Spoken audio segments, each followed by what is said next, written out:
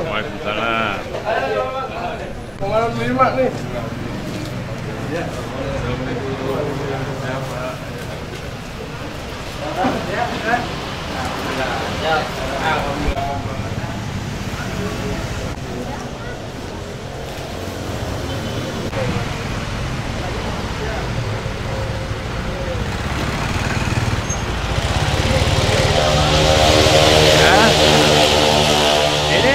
Ini dia yang bahaya ini.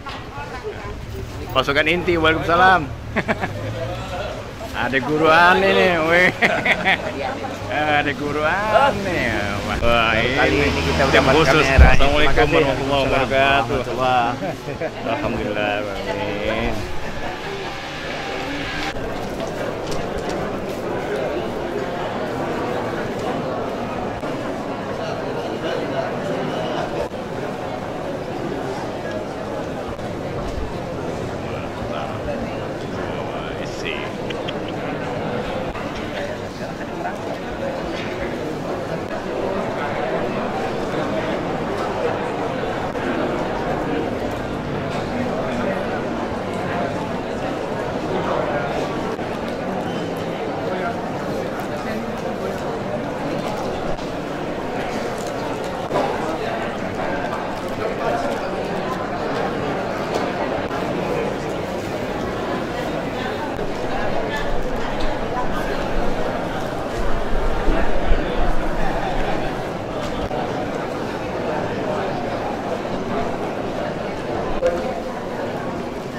Dan yang di sebelah kanan pintu masjid dari nanti saudara-saudara kita yang datang terlambat masih bisa menempati pendekat.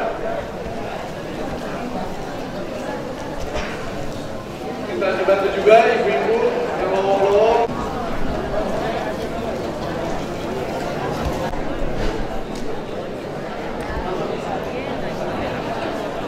Assalamualaikum warahmatullahi wabarakatuh. Innal hamdalillah astaghfiruh wa na'udzu billahi may yahdihillahu fala mudilla lahu wa may yudlil fala hadiya lahu. Asyhadu anna Muhammadan abduhu wa rasuluhu la nabiyya ba'da. Rezekinya dipermudah segala urusannya, amin. Yang punya utang dilunasin utangnya.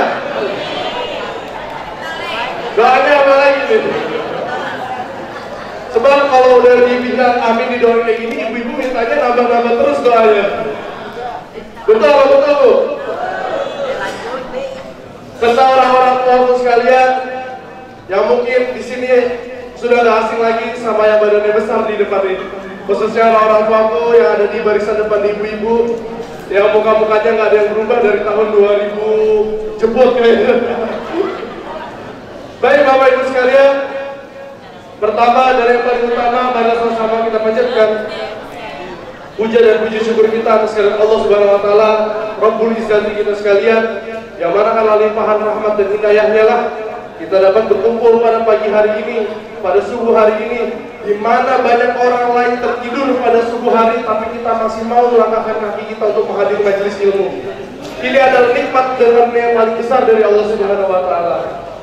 Yang kedua, Bapak Ibu sekalian, marilah sama kita panjatkan selawat serta salam kita kepada junjungan kita Nabi besar Muhammad sallallahu alaihi wasallam beserta segenap keluarga beliau, sahabat beliau, dan insya Allah kita termasuk umat beliau yang telah terus istiqomah menjalankan sunnah-sunnah beliau hingga akhir zaman. Amin Allahumma. Baik Bapak Ibu sekalian, untuk mempersingkat waktu, mari sama-sama kita dengarkan pembacaan kalam suci ilahi, dan dimohon pada saat pembacaan kalam suci ilahi tidak ada yang berisik bermain HP. Mari sama-sama kita tartil mendengarkan ayat-ayat Allah Subhanahu wa taala dibunyikan agar kita yang mendengar begitu juga yang membaca mendapatkan berkah dan limpah rahmat dari Allah Subhanahu wa taala.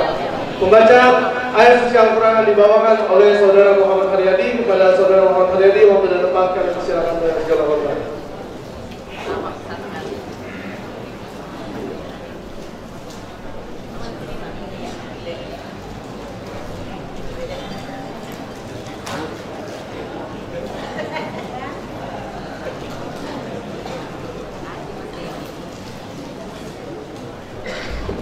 Assalamualaikum warahmatullahi wabarakatuh.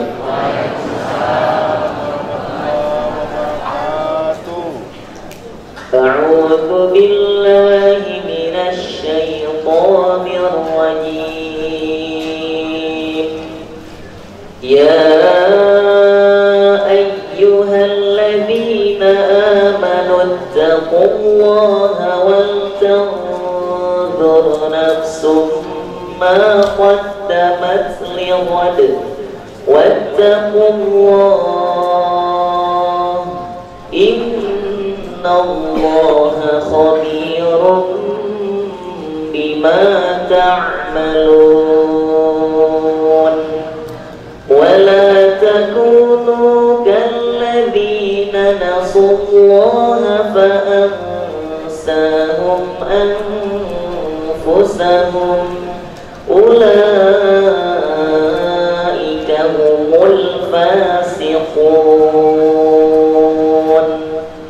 la yastawi ashabun nari wa ashabul jannati humul faizun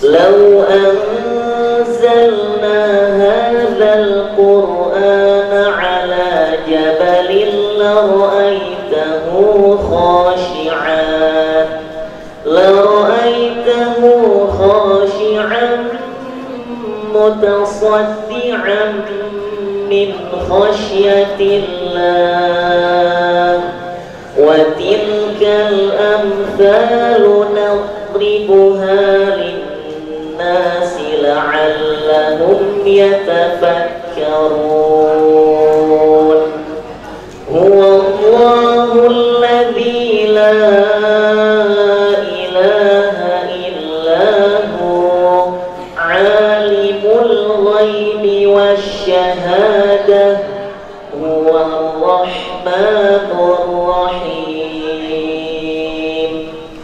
huwallahu alladzi la ilaha illa hu al-malikul quddusus salamul mu'minul muhaiminul al-azizul jabbarul mutakabbir subhanallahi amma yushrikun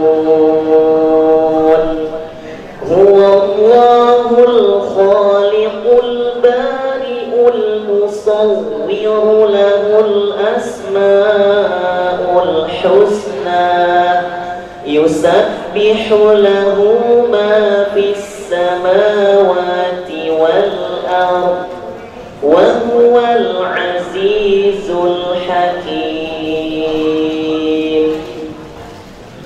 Wahai orang-orang yang beriman, bertakwalah kepada Allah dan hendaknya setiap orang memperhatikan apa yang telah diperbuatnya untuk hari esok, dan bertakwalah kepada Allah. Sungguh Allah Maha teliti terhadap apa yang kamu kerjakan. Dan janganlah kamu seperti orang-orang yang lupa kepada Allah, sehingga Allah menjadikan mereka lupa akan diri sendiri. Mereka itulah orang-orang fasik. Tidak sama para penghuni neraka dan para penghuni surga. Para penghuni surga itulah orang-orang yang memperoleh kemenangan. Sekiranya kami turunkan Al-Quran ini kepada sebuah gunung, pasti kamu akan melihatnya tunduk terpecah belah disebabkan takut kepada Allah. Dan perumpamaan itu kami buat untuk manusia agar mereka berpikir. Dialah Allah, tidak ada Tuhan selain Dia, mengetahui yang gaib dan yang nyata. Dialah yang Maha Pengasih, Maha Penyayang. Dialah Allah, tiada Tuhan selain Dia, Maharaja yang Maha Suci, yang Maha Sejahtera, yang menjaga keamanan, pemelihara keselamatan, yang Maha Perkasa, yang Maha Kuasa, yang memiliki segala keagungan, Maha suci Allah dari apa yang mereka persekutukan. Dialah Allah yang menciptakan, yang mengadakan, yang membentuk berupa. Dia memiliki nama-nama yang indah. Apa yang di langit dan di bumi bertasbih kepadanya. Dan dialah yang maha perkasa, maha bijaksana. Al-Quran Surah Al-Ashr ayat 18 sampai dengan 24. Assalamualaikum warahmatullahi wabarakatuh. Alhamdulillahirabbil alamin wassalatu wassalamu ala asyrofil anbiya'i wal mursalin wa ala alihi wa ashabihi wa man tabi'ahum bi ihsan ila yaumiddin. Amma ba'du. Segala puji bagi Allah Subhanahu wa taala. Salawat serta salam senantiasa tercurah dari atas junjungan kita, suri teladan kita, kekasih kita yang paling mulia di antara para nabi dan rasul, Muhammad sallallahu alaihi wasallam. Juga atas keluarganya, para sahabatnya, serta kepada setiap orang yang istiqomah mengikuti mereka dalam kebenaran dan ketaatan sampai hari kiamat kelak. Yang saya hormati Al-Mukarram Bapak Ustaz Putra Haji Ahmad Yani, yang saya hormati Bapak Ustaz Ketua Forkomas Bapak Haji Imam Sulaiman SEMM, beserta yang saya hormati Bapak sekalian, Bapak Ustaz sekalian yang hadir pada hari ini, serta kepada seluruh genap pengurus yayasan dan GKN Darul Hikmah.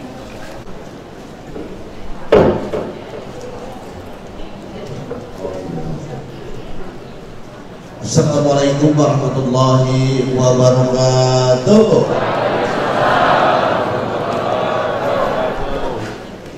Semangat Bu, suara dari Ibu belum ya?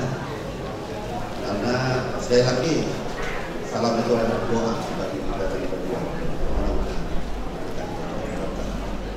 Assalamualaikum warahmatullahi wabarakatuh.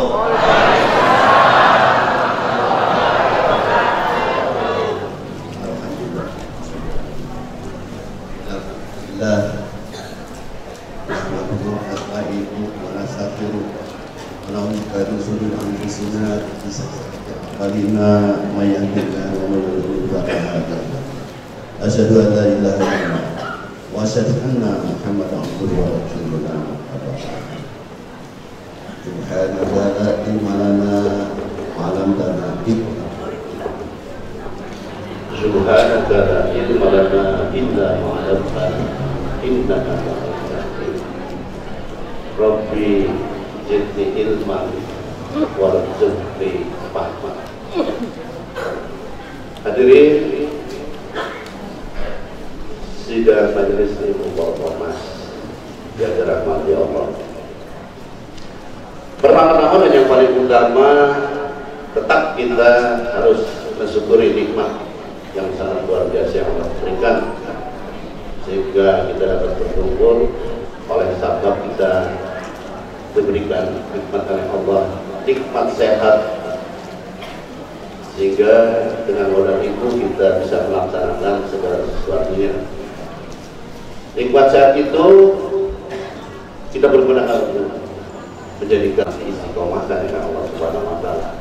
Terus kita bisa berkumpul. Dengan berkumpul ini mudah-mudahan Allah ridho dan diterima amal ibadah kita. Amin. Ya Allah. Bismillahirabbil alamin wassalatu wassalamu ala asyrafil anbiya wal mursalin wa ala alihi wa ashabihi ajmain. Amma ba'd. Ibu, saudara sekalian yang saya hormati, wabil khusus Ketua Forkomas, Ketua BMI, Ketua MUI, yang sama-sama kita hormati, pengurus Masjid Darul Ni'mah, yang mohon maaf tidak saya sebutkan satu persatu, namun tidak mengurangi rasa hormat. Ini kita pulangnya zuhur. Sampai jam berapa acara kita?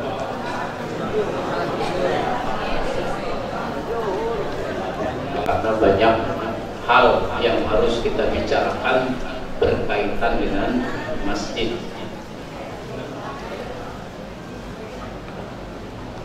Kita sama-sama sadar, paham bahwa masjid itu sesuatu yang sangat penting. Maka Rasulullah Shallallahu Alaihi Wasallam memberi isyarat kepada kita. Beliau waktu hijrah ke Madinah itu kan 400-an kilometer, jalanannya bukit-bukit bebatuan, cuacanya kering panas, situasinya tidak aman karena Nabi mau ditangkap, mau dibunuh orang kafir. Ternyata beliau mampir di satu kampung namanya Kuba. 4 hari mampir di Kuba. Ternyata mampirnya bikin masjid yang kemudian diberi nama dengan Masjid Kuba. 4 hari Masjid Kuba dibangun, selesai. Di negeri kita kadang-kadang masjid dibangun 14 tahun juga nggak selesai. Ya mungkin Nabi bikin masjidnya sederhana, Pak Ustaz. Ya memang siapa yang nyuruh bikin masjid mewah-mewah? Duitnya nggak ada. Akhirnya minta sumbangan. Di mana minta sumbangan? Di pinggir jalan. Kalau di pinggir jalan itu zaman dulu. Kalau zaman sekarang di tengah jalan. Jangan bikin masjid, jangan minta sumbangan di pinggir jalan, apalagi di tengah jalan. Kalau masjid lagi dibangun, lalu masjid-masjid lain membantu. Masjid punya kas kan? Punya kas. Bantu itu masjid yang lagi dibangun.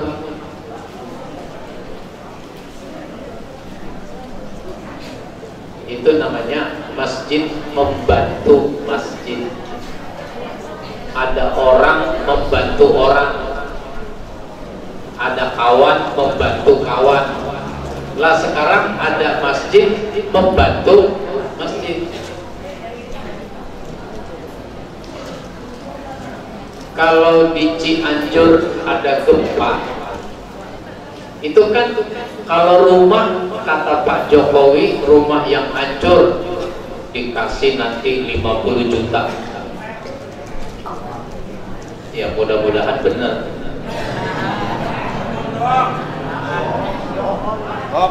Karena dulu yang di Lombok juga nggak benar. Saya kan ke Lombok udah beberapa bulan sesudah gempa ke Lombok. Bener Pak, ada bantuan 50 juta buat rumah yang hancur. Wah, nggak ada itu.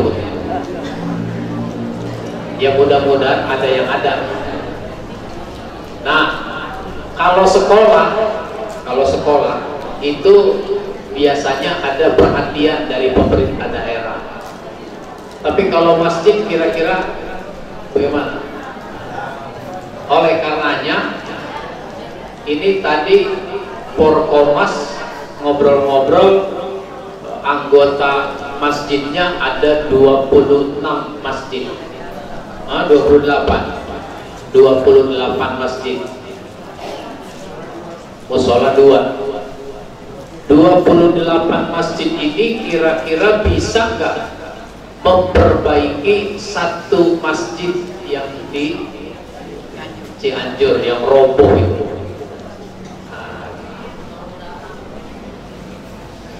Jadi tadi saya sudah ngobrol, kalau urusan bantuan makanan, pakaian, minuman, itu udah banyak. Mudah-mudahan orang tidak kelaparan, biasanya banyak.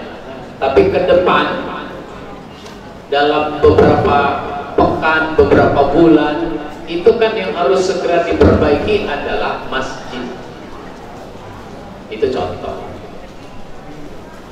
tempo hari ada pengurus Masjid Nusantara, bukan masjid ya, tapi sebuah lembaga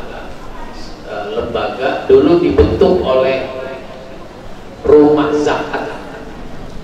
Masjid Nusantara ini dibentuk oleh Rumah Zakat, tapi sekarang dia mandiri. Dia membangun masjid untuk daerah bencana itu 3 kali 24 jam. Jadi dalam waktu 3 hari masjid ini harus selesai 3 kali 24 jam. Kalau bedah rumah di TV itu berapa jam? 24 jam bedah rumah di TV. Nah, ini bangun masjid di daerah bencana 24 jam, 3 hari, 3 kali 24 jam. Sudah diuji coba di Garut, uji coba di Garut 3 kali 24 jam diresmikan. Nah, begitu. Mungkin kita bisa melakukan itu secara bersama-sama. Baik, masjid itu harus kita makmurkan, itu jelas. Yang disebut memakmurkan masjid, satu, membangun kalau dibutuhkan, membangun kalau dibutuhkan. Jadi jangan bikin masjid kalau tidak dibutuhkan. Yang kedua, memelihara bangunannya. Ini banyak masjid kita dibangun dengan harga mahal, bagus, tapi tidak terpelihara, tidak terawat. Jadi pastikan pengurus masjid itu punya petugas khusus yang memberikan perawatan kepada masjid, dari mulai WC sampai mihrab, semuanya terawat dengan baik sehingga masjid itu bersih, suci, indah, nyaman. Masjid itu harus bersih, suci. Bedanya bersih sama suci apa? Kalau bersih dari kotoran, kalau suci dari najis. Kalau saya sujud, bangun dari sujud pegang kening, ada apa ini di kening? Ada debu, ada pasir, itu namanya masjid tidak bersih. Tidak bersih. Tapi kalau saya sujud bau pesing, itu namanya masjid tidak suci. Tidak suci. Jadi masjid itu harus bersih, suci, indah. Indah itu enak dilihat. Kadang-kadang ada masjid nggak enak dilihat. Di atasnya ini itu ada sabang-sabang. Tahu sabang-sabang?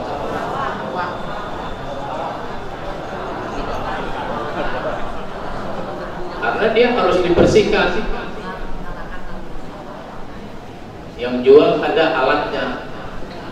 Kalau dulu kita sapu disambung, kalau sekarang sudah ada pakai bambu misalnya, atau malah dilipat-lipat. Itu contoh.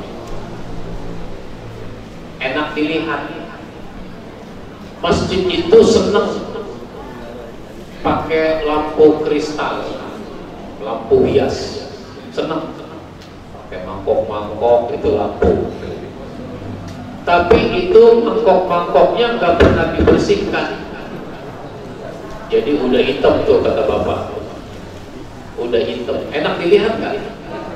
Padahal itu lampu hias, namanya lampu hias pengen dilihat, bukan sekedar terang. Kalau sekedar terang mau lampu begini. Kalau lampu hias sebagai keindahan. Tapi banyak masjid pasang lampu hias tapi udah gak enak lampunya ada 12, yang nyala tinggal 8. Nah, itu kan juga nggak enak. Jadi bersih, suci, indah, nyaman. Nyaman itu aromanya wangi. Nah, masjid itu aromanya wangi.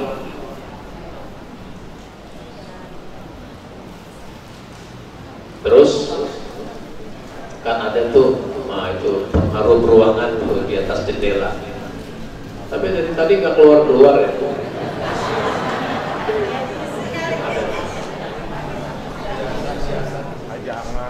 Ya, ini keluar. Nah, itu rasa mangga, rasa keluar. Itu baunya aroma apel. Nah, ini aroma jeruk. Itu. Nanti jamaah tinggal bawa kuah rujak doang.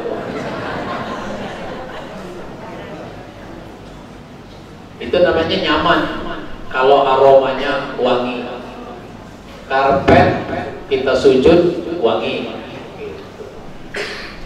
Kan dalam rangka itu duitnya mesti keluar kan.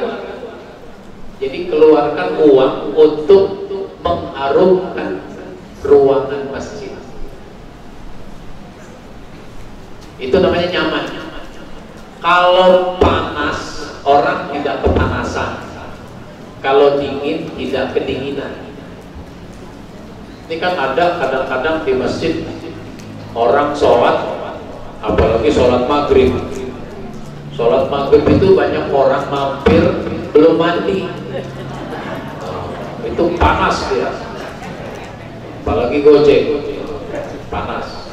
Jadi lagi sholat berkeringat ini, bercucuran keringatnya. Itu namanya masjid tidak nyaman. Jadi masjid harus nyaman. Kalau mau pakai AC boleh. Bagusnya sih masjid nggak usah pakai AC, tapi nyaman, tapi sejuk. Gimana tuh caranya? Nggak pakai AC tapi sejuk. Taruh aja di sekelilingnya ini batu es. Batu es. Jadi ibu kalau mau sejuk itu batu es taruh di bawah tempat tidur, terus kasih kipas angin, itu sejuk. Kalau nggak percaya coba ntar malam. Kan kita punya kulkas bisa bikin es, taruh aja di kamar. Kalau nggak mau pakai AC, batu es. Kadang-kadang mayat itu di bawahnya ada batu es. Baik. Jadi masjid kita harus nyaman. Dulu ada orang kalau sholat taraweh itu bawa handuk kecil, udah kayak tukang beca, bawa handuk kecil, karena masjidnya panas, jamaahnya banyak. Assalamualaikum warahmatullahi wabarakatuh. Assalamualaikum warahmatullahi wabarakatuh. Ambil handuk, lepas peci, dia nyekak keringat, sholat lagi. Assalamualaikum warahmatullahi wabarakatuh. Assalamualaikum, nyekak keringat lagi. Ada begitu? Ya, itu dulu. Itu karena masjidnya tidak nyaman. Tapi kalau pakai AC itu juga jangan terlalu dingin. Karena kalau terlalu dingin orang ada yang gak cocok. Pak Haji nggak ke masjid? Enggak, saya sholat di rumah aja. Emang kenapa? Kalau di masjid saya kedinginan, jadi pengen kencing dulu. Itu juga nggak nyaman namanya. Belum tentu pakai AC itu nyaman. Itu namanya memakmurkan masjid, bangunannya dipelihara. Yang ketiga, jadi membangun, memelihara bangunan. Yang ketiga, orang harus mau berkorban untuk masjid. Memakmurkan masjid itu berkorban untuk masjid. Berkorban dengan waktu. Bapak Ibu datang kemari sekarang, ini namanya pengorbanan waktu. Yang enak jam segini ngapain? Ngopi, apalagi pisang goreng, atau jalan-jalan di BKT. Cuma satu, Bu, olahraga. Ada satu olahraga yang tidak boleh dilakukan di waktu siang, di waktu sore, apalagi di waktu malam. Tahu? Itu lari pagi, jalan pagi. Jalan pagi itu nggak boleh di waktu siang, di waktu sore, di waktu malam nggak boleh. Karena kalau di waktu siang namanya jalan siang, di waktu sore namanya jalan sore, di waktu malam namanya jalan malam. Jadi kalau jalan pagi, lari pagi, ke pagi. Nah, itu begitu. Benar apa salah? Salah ngomong. Benar. Ada orang suka cerita, waduh enak Pak, jalan pagi-pagi 2 kilo, 3 kilo, berkeringat, seger rasanya badan, enteng. Ada orang ngomong itu. Jalan 2 kilo, 3 kilo di BKT nyampe. Masjid 100 meter nggak nyampe. Nah, jadi berkorban dengan waktu, berkorban dengan tenaga, nah, berkorban dengan dana, dengan harta. Kenapa? Karena masjid itu juga membutuhkan dana. Listrik gratis apa bayar? Kebersihan, yang membersihkan sering disebut marbot. Marbotnya dikasih honor nggak? Berapa? Ngasih honor marbot nggak usah gede-gede, pakai standar UMR aja. Kalau standar UMR, gue juga mau. Karena gak ada standarnya, jadi pada nggak mau. Yang udah jadi marbot juga susah diomelinnya. Kita susah ngomelnya. Kalau masjid tidak bersih, susah ngomelnya. Ini gimana sih kok tempat kecil jadi kuning begini? Gak disikat, gak dibersihin. Udah Pak, gak usah ngomong. Kalau Bapak pengen bersih itu sikat aja udah. Bukannya lu yang jadi marbot? Iya, saya jadi marbot. Bapak kalau mau 750 nih saya kasih. Bapak yang ngerjain marbot 750, marbot 1,5. Jadi ditingkatkan lagi. Kalau selama ini 750, maka tambah lagi 750. Jadi berapa? 1,5. 750 tambah 750, kok jadi 1,5? Kalau 1,5 bukan 7,5 tambah 7,5. 15. Begitu.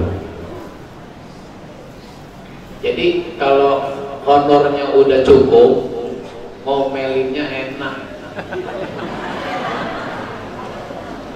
Sekarang pengurus nggak enak ngomelnya. Kenapa? Ya emang 750, bagaimana ngomelinnya? Begitu. Marbot itu standby. Karena dia tugasnya harus standby. 15 menit sebelum masuk waktu. Kalau masjid itu pakai AC, udah dinyalain AC-nya. Kalau masjid itu pakai kipas angin, udah dinyalain kipas anginnya. Meskipun orangnya belum pada datang, 10 menit, 15 menit udah dinyalain. Buka dulu pintu jendela. Kenapa? Biar ada pergantian udara. Udaranya berganti. Udara kotor di ruangan ini keluar. Gitu. Kipas angin dinyalakan. Begitu, Pak. Jangan sampai di masjid sana udah azan, di masjid kita belum buka pintu. Jadi nggak standby. Ngomong-ngomong, kalau membangun masjid berapa lama? Ya, setahun, 2 tahun, 3 tahun selesai. Kalau memakmurkannya berapa lama? Hah? Memakmurkannya berapa lama? Sampai mati. Sampai mati. Ini kadang-kadang orang mau membangun masjid, kerja bakti dan sebagainya, mau berkorban pada nyumbang, giliran memakmurkannya nggak mau. Berkorban dengan waktu, dengan tenaga, pada nggak mau. Makanya kalau sholat berjamaah itu orangnya dikit. Kalau sholat berjamaah orangnya dikit. Kalau dibandingkan dengan sholat Jumat, kita semua melihat dengan kasat mata yang sholat berjamaah itu paling banyak 10%, rata-rata ya, paling banyak 10%. Tadi saya sholat subuh di sini. Sholat subuh di sini itu jamaahnya nggak nyampe 2 saf, nggak nyampe 2 saf.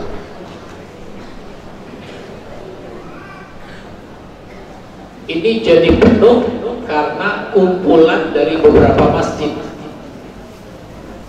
Kumpulan dari beberapa masjid. Kalau jamaah di sini saja itu sedikit. Masjid kita juga begitu kan pada umumnya. Kalau sholat jamaah 1,5 saf, 2 saf, terus misalnya ada pengajian, habis subuh ada pengajian, habis maghrib misalnya ada pengajian, itu yang ikut pengajian berapa? Separohnya lagi, jadi 5%. Jadi sebenarnya selama ini pengurus masjid menggarap jamaahnya 5-10% saja. Yang 90% ini belum kita garap. Oleh karenanya pengurus masjid ini dalam kaitan dengan jamaah perlu satu, mencatat. Jamaah kita itu dicatat. Dengan kata lain, didata. Makanya teritorial masjid harus jelas. Ada satu perumahan di daerah Pamulang, satu perumahan. Saya bilang teritorial masjid ini harus jelas. Ini di perumahan ini ada berapa masjid? Ada 3 masjid. Kalau begitu 3 masjid ini pengurusnya udah kumpul apa belum? Pernah kumpul apa enggak? Belum. Jadi banyak pengurus masjid itu yang belum kumpul dengan sesama pengurus dalam skala kelurahan misalnya. Ini kumpul Pak Ustadz, ini kumpul mau dengerin ceramah, bukan membahas bersama persoalan-persoalan masjid. Jadi mestinya Pak, nanti ada lagi kumpul yang lain mendiskusikan soal masjid. Pak, di masjid Bapak ada masalah apa? Ini ketua Porkomas mencatat masalah apa yang ada di masjid Bapak. Silahkan ngomong. Wah, gitu. Saya dari Masjid At-Taqwa. Masalah di masjid saya itu tidak punya khotib cadangan, nggak punya khotib cadangan. Khotib diundang dari mana-mana. Cuma kan namanya khotib jauh rumahnya, kadang-kadang datangnya terlambat. Udah 11:30 belum datang. 11:45 belum nyampe. Ini kami pengurus jadi tegang, soalnya gak ada cadangan. Oh, ada lagi nggak yang kayak begini? Ya ada, di masjid saya juga begitu. Ada, di masjid saya juga begitu. Kalau begitu nanti programnya kita bikin pelatihan khotib cadangan. Gitu. Pelatihan khotib cadangan. Setiap masjid wajib mengutus 2 orang minimal. Jadi kalau 28 masjid yang jadi anggota kali 2, udah berapa tuh? 56. Nanti ditambah dengan pengurus-pengurus yang lain. 75 deh targetnya. 75 orang ikut pelatihan khotib cadangan.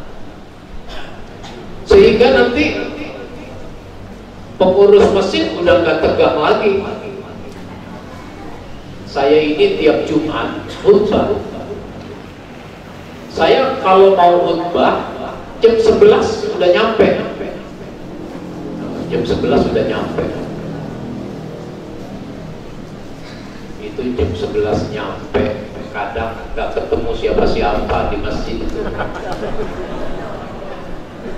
Jamaahnya belum pada datang, pengurusnya belum nampak. Tapi kalau ketemu sama pengurusnya senang. Alhamdulillah Pak Ustadz udah datang. Saya Pak Ustadz sebagai pengurus masjid, kalau 11:30 khotib belum juga datang, saya bisa jantungan Pak Ustadz. Nah, saya ngerti karena nggak ada cadangan. Nah, mestinya ada cadangan, dibikin pelatihan. Nanti pengurusnya tenang. 11:30 belum datang, tenang. 11:45 khotib belum datang, tenang. 5 menit lagi dipastikan nggak datang, tenang. Kenapa? Ada cadangan begitu. Cuma yang nggak tenang cadangannya.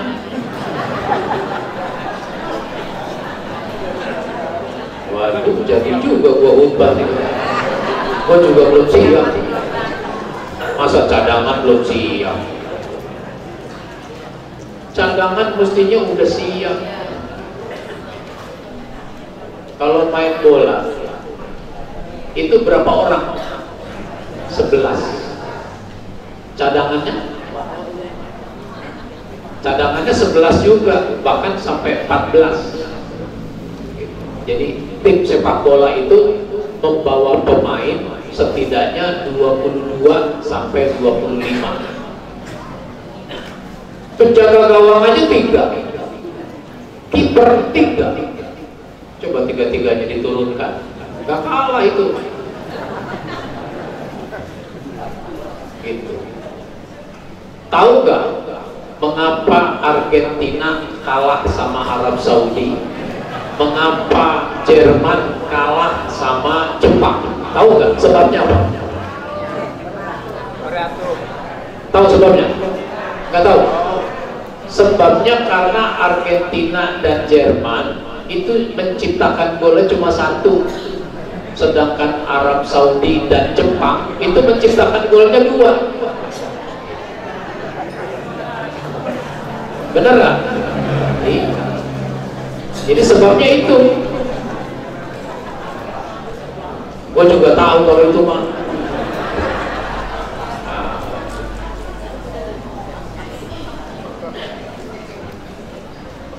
Jadi Pak, ini satu, memakmurkan tuh begitu, membangun, memelihara bangunannya, berkorban untuk masjid, datang untuk masjid.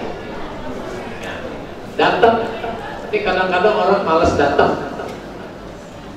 Masjid itu ada pengajian, ceramah ini pakai speaker keluar. Orang dengerin ceramah dari rumahnya.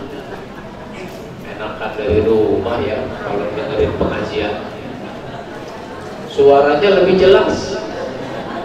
Kalau di dalam malah kurang jelas karena speakernya jelek.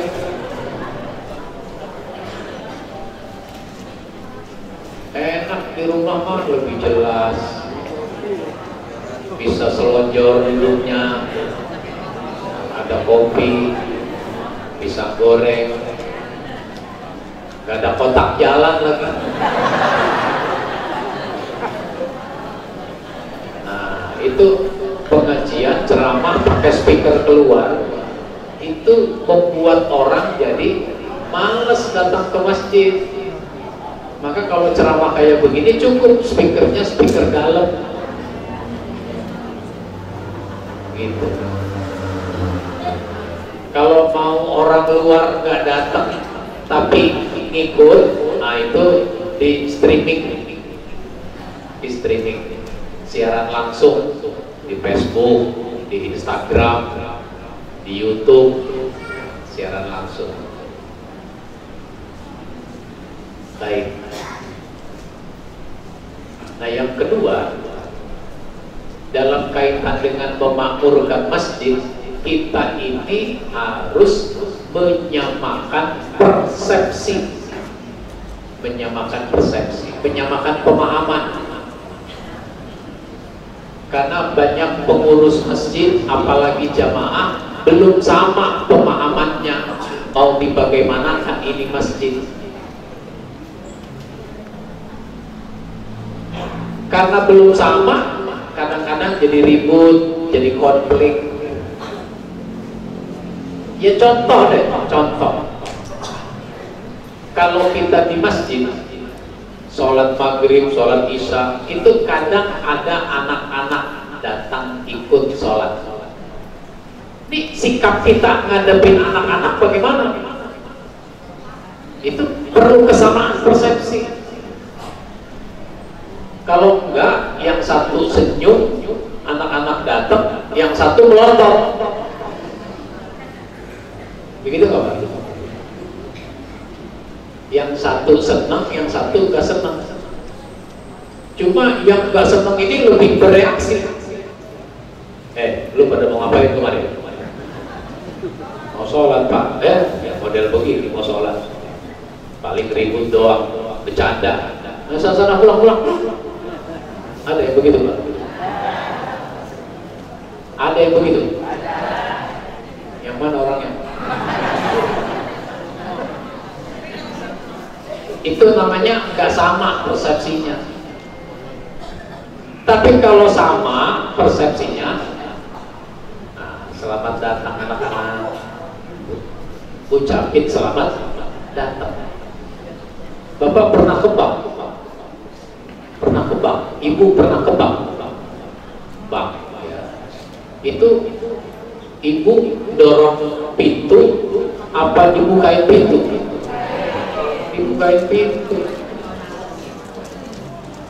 Ngomong-ngomong, kalau di masjid ada yang menyambut kedatangan jamaah apa enggak?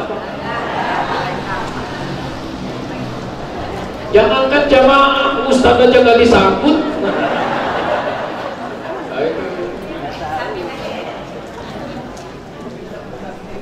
Nah, bukan soal sambut menyambut, tapi begitulah bagusnya. Anak-anak tuh selamat datang anak-anak. Kalau kesini mau ngapain nak? Mau sholat Pak, bagus. Kasih jempol, bagus. Pernah kasih jempol sama anak-anak? Ini jempol di WA doang. Udah di WA, jempol yang cat tengah lagi gede banget.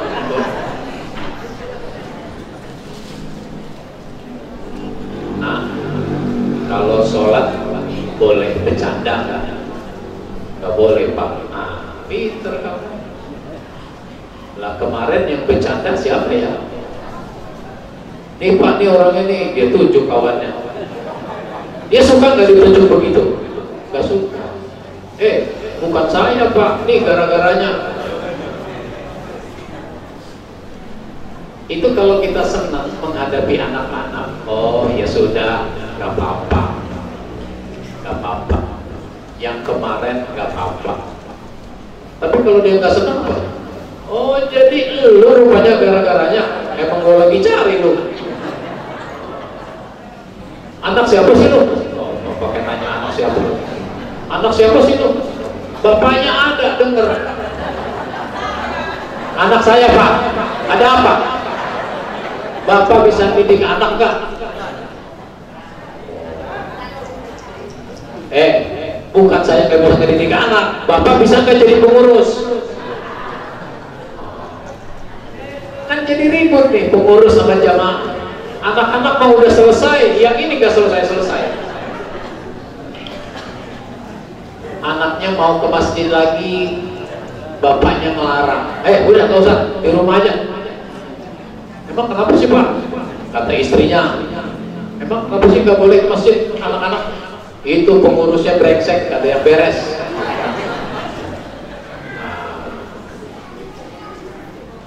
Ini perlu kesamaan persepsi. Ada seorang bapak nanya di beberapa tempat, jadi banyak orang nanya soal ini. Pak Ustadz, saya ini ada sekitar 3 minggu yang lalu saya ngisi acara DMI di Kecamatan Ciracas. Nah, itu ada lagi yang nanya, tapi kami merasa terganggu Pak Ustadz. Kami terganggu dengan anak-anak itu. Apa nggak usah kita bolehkan anak-anak datang ke masjid? Ada yang nanya begitu Pak. Memang Pak, anak-anak itu mengganggu, tapi kitanya jangan merasa terganggu. Anak-anak memang mengganggu, tapi kita jangan merasa terganggu. Tadi Bapak lagi sholat, itu ada kucing gak lewat? Mengganggu nggak tuh kucing? Tapi habis sholat ada nggak yang memukul itu kucing? Enggak. Ya ini kan urusan pengurus, bagaimana supaya anak-anak tidak mengganggu. Dikendalikan, diatur. Tugasnya pengurus yaitu atur. Ada timnya, ada petugasnya. Anak-anak datang, selamat datang. Mau sholat ya? Iya. Ayo, kamu di sini. Sini ya. Duduk sini. Bagus. Sini. Datang lagi. Mau sholat kan? Iya. Ayo, kamu sini. Datang lagi. Kamu sini. Datang lagi. Jadi anak-anak itu dipencar-pencar. Kira-kira bercanda nggak? Itu namanya ngatur. Kalau perlu pengurus bikin kartu pakai nomor. Ini karpet dikasih nomor, boleh-boleh. Ini namanya kreatif ya, kreativitas. Terserah aja ya.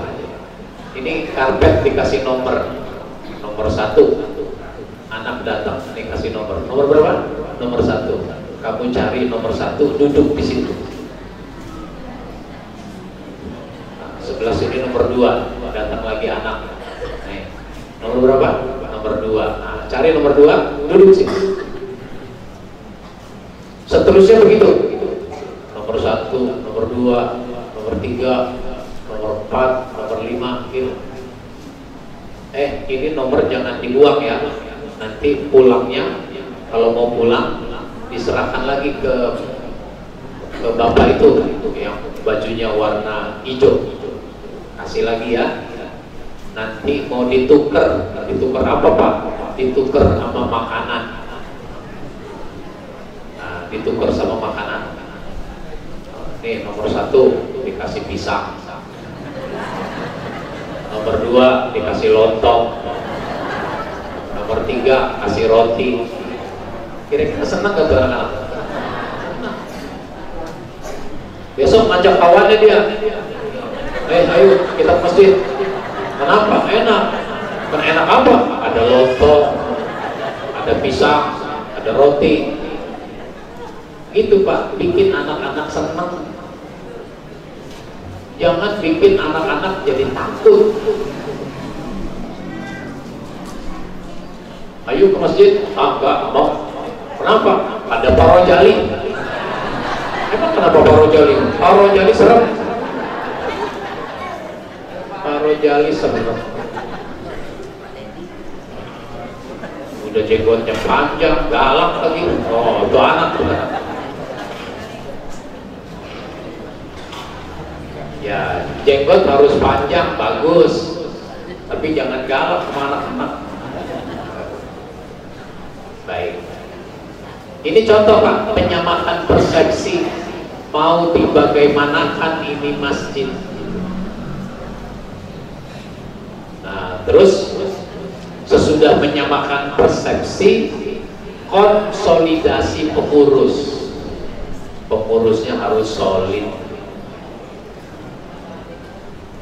Kalau susunan pengurus ada berapa orang Pak? Ada kali 30 ya, 30 orang.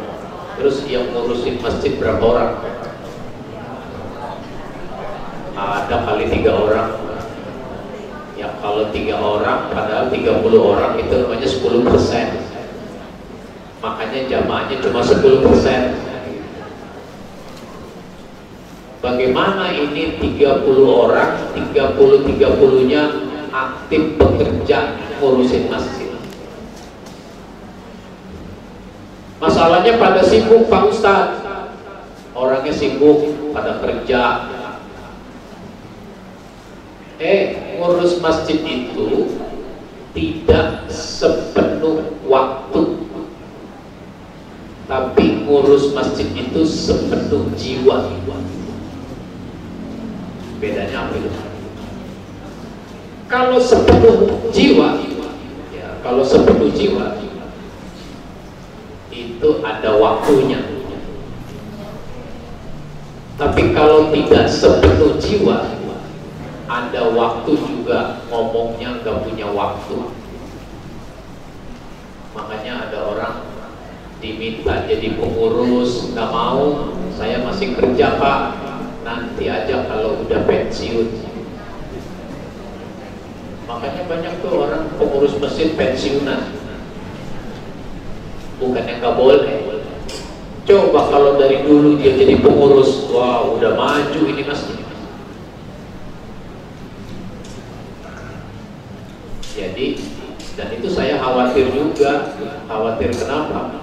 Masjid itu adalah urusan pensiunan. Itu yang saya khawatir. Masjid itu urusan pensiunan. Ada orang umurnya 40, 45, kegiatan apa Pak? Oh, saya selain kerja jadi pengurus masjid. Pengurus masjid? Kan Bapak masih muda. Yang ngurus masjid biasanya kalau udah pensiun. Saya khawatir ada omongan kayak begitu. Jadi konsolidasi pengurus. Nah ini banyak lagi yang harus dibicarakan soal pengurus. Nanti yang ketiga, konsolidasi jamaah. Sesudah konsolidasi pengurus, konsolidasi jamaah. Bagaimana jamaah kita tambah banyak, bagaimana jamaah kita tambah berkualitas, bagaimana jamaah kita mau partisipasi. Ini perlu konsolidasi dengan jamaah.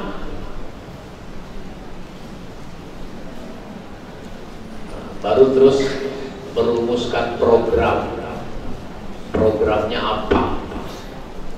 Kalau kita bikin program, itu harus sesuai dengan kebutuhan. Makanya kita pengurus itu harus tahu apa kebutuhan jamaah, apa maunya jamaah.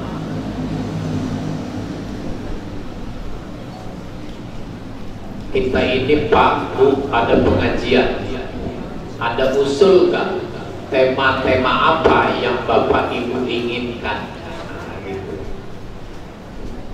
Ibu Bapak boleh WA usulannya, boleh sampaikan secara lisan, nanti ngobrol sama pengurus, boleh ditulis di kertas selembar. Terhimpun tuh, saya ingin ada pembahasan masalah hukum waris. Itu nanti jadi tema pengajian, hukum waris. Nanti dicari ustadznya, siapa yang bisa membahas masalah ilmu waris. Berapa kali pertemuan membahas masalah waris. Oh, kalau begitu 10 kali pertemuan pembahasan waris, 10 kali pertemuan. Yang disebut harta waris adalah harta yang ditinggal mati oleh pemiliknya. Makanya harus jelas siapa pemilik harta ini, bapak apa ibu. Ini harta bapak, tapi kadang-kadang ibu menguasai harta ketika bapak udah mati. Betul gak tuh Bu? Anaknya ngomong, Bu, bapak kan udah setahun mati, ini warisannya kapan mau dibagi-bagi? Maknya marah, dia bentak anaknya, mak masih ada udah ngomongin warisan. Nah emang ini harta siapa? Kalau ini harta bapak, bagi-bagi itu warisan. Tapi kalau harta ibu, iya memang harus nungguin ibu mati. Begitu contohnya. Contohnya begitu. Bapak punya istri 2. Dua-duanya ahli waris, harus dibagi istri kedua. Anak yang dihasilkannya juga ahli waris, tapi gak dikasih sama abangnya yang paling tua, dikuasai semua. Nah ini karena belum dipelajari. Itu contoh. Apalagi ini ada usul tentang materi pengajian membahas masalah fikih keluarga, fikih keluarga sampai perceraian. Ini mau ngawinin anak tapi masih bingung, belum ngerti fikihnya. Anak muda juga begitu, nggak bisa ngebedain antara ngelamar dengan nikah. Karena udah ngelamar boleh dong gandengan tangan. Karena udah ngelamar boleh dong berdua-duaan. Begitu gak? Belum ngelamar aja udah begitu, apalagi udah ngelamar. Ini gak paham. Ini pelajari. Maka remaja masjid bikin pengajian pranikah, pengajian pranikah, gitu. Begitu seterusnya. Ini bagian dari konsolidasi jamaah. Udah mau 6:30.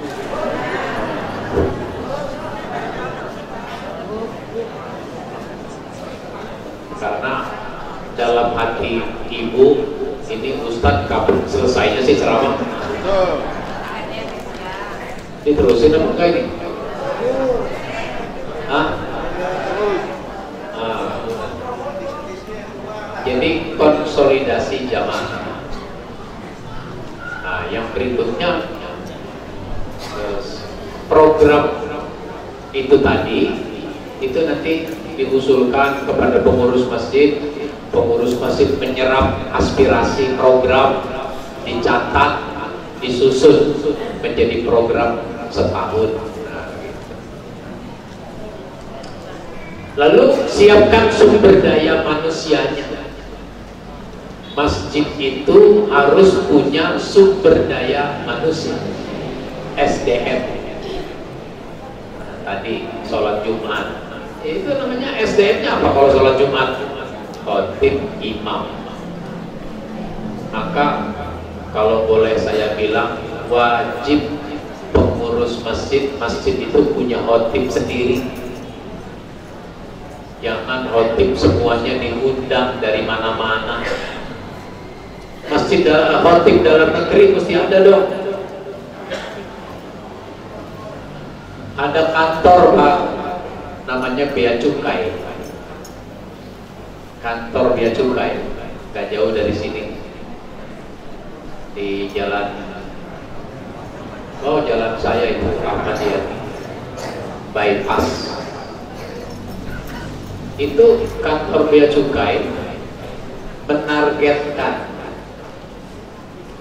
khotib Jumat 50% dari intern mereka. Khotibnya 50% intern.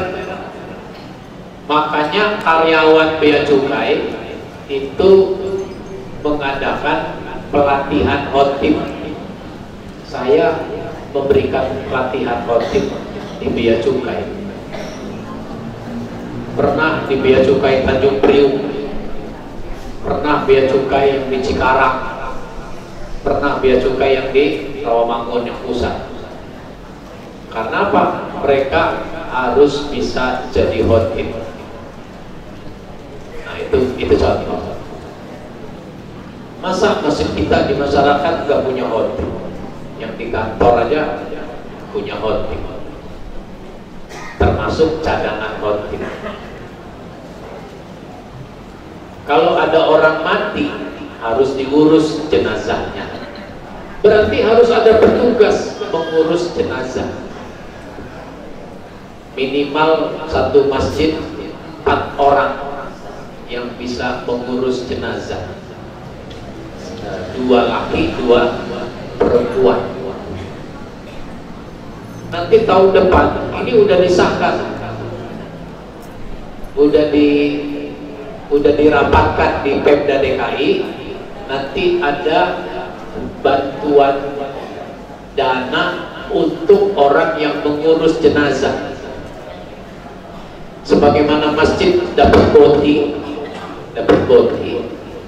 Terus ada lagi buat guru ngaji, buat imam, buat marbot. Nah tahun depan rencananya itu buat mengurus jenazah. Sekarang kan mengurus jenazah biayanya mahal juga. Berapa? 5 juta yang bayar urus mayat. Oh, dengan ambulan segala macam. Nah, di tempat saya itu orang yang mengurus jenazah dia dibayar 2 juta lengkap.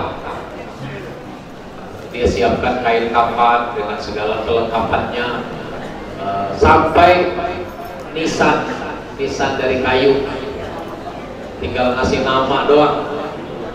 Ya 2 juta. Nah, kan tidak semua orang punya uang sebanyak itu, apalagi uangnya itu diambil dari apa itu namanya, uang selawat sebelumnya. Nah, itu orang Betawi menyiapkan baskom. Baskom itu dikasih beras, ditutup sama kain, gitu ya. Kenapa dikasih beras Pak Ustadz? Biar supaya yang ngasih uang koin nggak bunyi. Begitu aja kalau saya mentafsirnya. Karena dulu baskom itu dari kaleng atau dari stainless itu. Kalau ada uang 1000, uang koin, ngasih lagi, biar supaya nggak bunyi kasih beras. Begitu aja tafsirnya.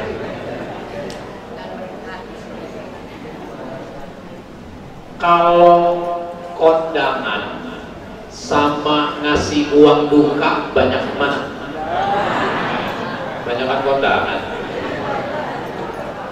Nah, mestinya uang duka juga banyak. Ya kalau kondangan makan dapat makan Pak Ustaz. Makan aja dipikirin. Kenapa? Ini almarhum kadang-kadang punya apa? Dia kan dirawat di rumah sakit. Belum tentu rumah sakit itu dibayar. Kalau sekarang ada BPJS, ya BPJS juga terbatas. BPJS juga terbatas. Orang belum sembuh udah disuruh pulang. Kenapa? Emang jatahnya cuma sekian hari. Dulu ibu kalau beranak di bidan itu pulangnya hari keberapa? Hari keempat, hari ketiga. Sekarang pagi beranak, sore pulang. Kenapa? BPJS. Begitu. Jadi terbatas. Nah, ada orang meninggal di rumah sakit. Setelah jenazahnya mau dibawa pulang, itu dikasih daftar tagihannya. Ternyata yang belum dibayar masih kurang 100 juta. Memang mayat nggak harus dibawa pulang kalau belum dibayar. Akhirnya tetangganya ambil BPKB mobil. BPKB mobil. Ini saya tinggal dulu BPKB saya ini tetangganya. Jadi biar supaya jenazah ini bisa dibawa pulang, ini jaminannya. Begitu. Akhirnya mayat dibawa pulang. Urusan 100 juta saya nggak tahu lagi, nggak ada ceritanya di mana. Tapi sampai begitu. Makanya kalau kita takziah, kasihlah yang banyakan.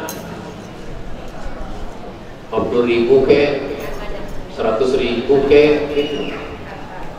Ini takziah 2.000 5.000 gitu. Baik, jadi ini namanya SDM, petugas yang mengurus jenazah. Apalagi muazzin, orang yang azan, itu juga SDM. Siapkan muazzin. Muazzin itu yang bacaannya fasih. Jangan azan dengernya kayak enak. Asyhadu alla ilaha. Ada nggak yang azan begitu? Hayya alal sholat. Bacaannya juga gak benar. Mestinya asyhadu alla ilaha. Jangan asyhadu alla ilaha.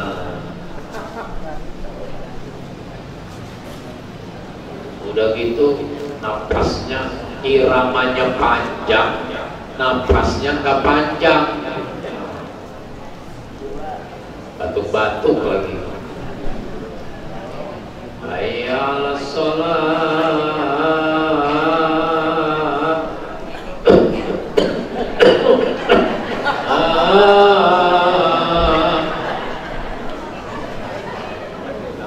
Ya, yang batuk-batuk tahu diri, jangan azan.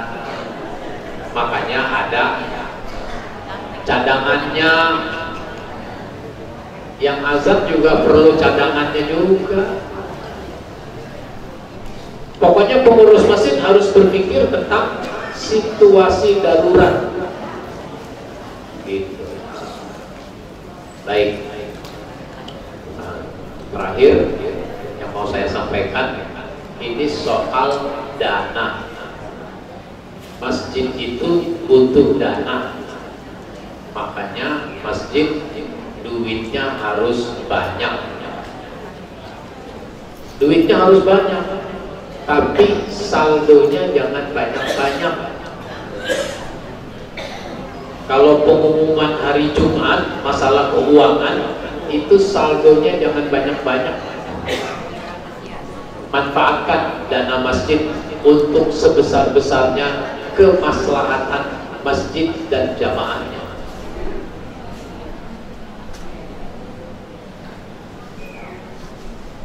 Maka masjid kalau belanja mengeluarkan uang itu kalau mau beli sesuatu yang memang penting. Beli sesuatu yang penting. Yang penting itu apa? Oh, jam dinding itu penting. Kalau jam lonceng itu nggak penting. Tapi kan banyak masjid senang beli jam lonceng. Harganya 15 juta. Belinya 2, taruh di kanan, taruh di kiri. 30 juta.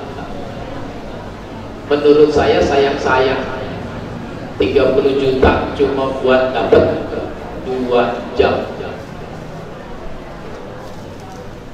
Mendingan beli buku buat perpustakaan. 30 juta dapat berapa itu? Seabrek-abrek. Dulu Pak, tahun 90-an di daerah Klender ini Klender maksudnya Duren Sawit, Perumnas Klender, itu ada masjid namanya Bagus Salam, Malang Jaya.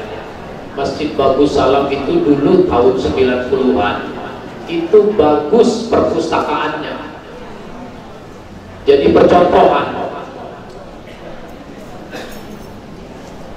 Kalau orang ada pelatihan tentang perpustakaan itu studi bandingnya di situ, di Masjid Bagus Salam itu.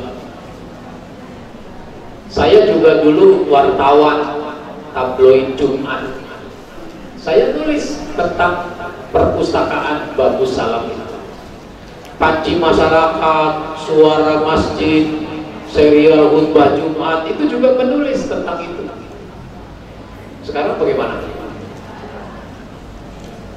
Saya nggak tahu itu. Nah, hidupkan lagi ini perpustakaan. Oh, sekarang kan sudah ada e-book. Nah, saya nggak yakin orang selesai baca buku dari e-book. Saya nggak yakin. Jadi jangan e-book aja. Buku yang asli itu tetap tidak tergantikan. Itu Pak. Nah, dana masjid itu harus banyak, tapi saldonya jangan banyak-banyak. Dipakai buat apa? Kasih honor petugas-petugas masjid. Ada marbot, ada guru ngaji, ada imam, ada muazzin. Kasih honor, boleh. Khotib, kasih honor. Ini bukan karena saya khotib ngomong begini, tapi konteksnya manajemen masjid.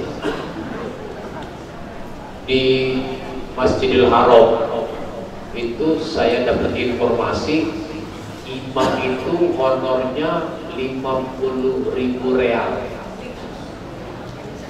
50.000 real itu sekarang realnya 4.000 rupiah. Jadi imam itu honornya, gajinya 200 juta rupiah. 200 juta. Makanya kalau pimpin sholat nggak pernah lupa. Kenapa? Nggak ada yang dipikirin. Kalau imam kita banyak pikirannya. Imam kita banyak pikirannya. Sabihi sudah hafal, Al-Ghosiyah lupa.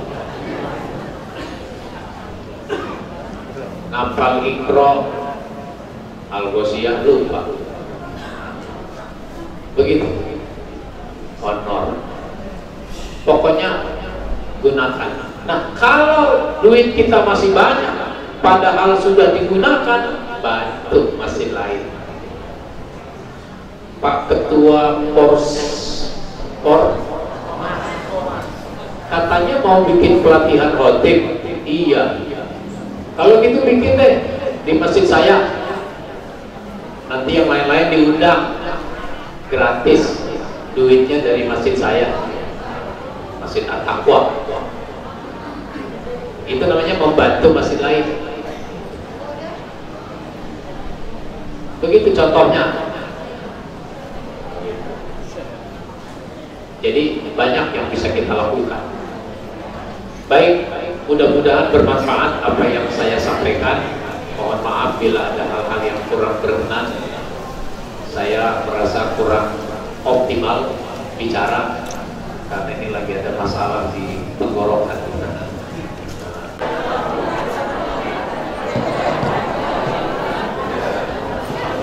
Pengurus Ormas, Bapak Masjid Darul Himah takbir. Agungkan asma Allah takbir. Ya.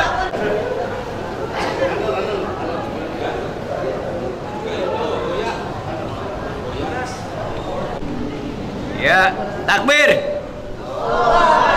Ibu Mujaidah takbir. Ya.